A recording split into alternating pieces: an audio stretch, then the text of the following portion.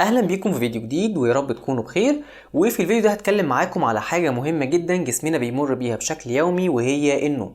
فقبل ما نبدأ الفيديو انزل اعمل لايك للفيديو، ولو لسه ما عملتش سبسكرايب للقناة انزل اعمل سبسكرايب ويلا نبدأ.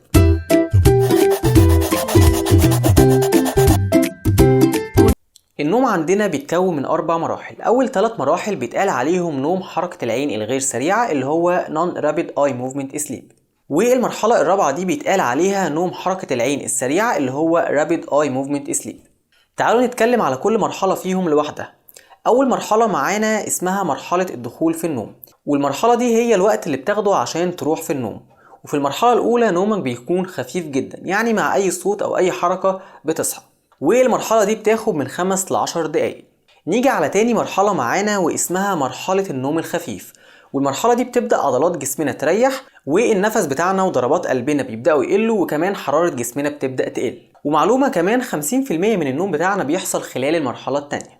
نيجي على تالت مرحلة معانا وهي مرحلة النوم العميق، والمرحلة دي مهمة جدا جدا جدا. طب ليه؟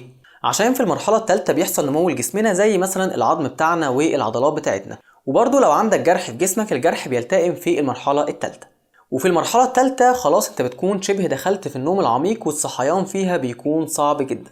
رابع مرحلة معانا زي ما قلنا في أول الفيديو هي مرحلة نوم حركة العين السريعة، والمرحلة دي هي اللي بيظهر فيها الأحلام.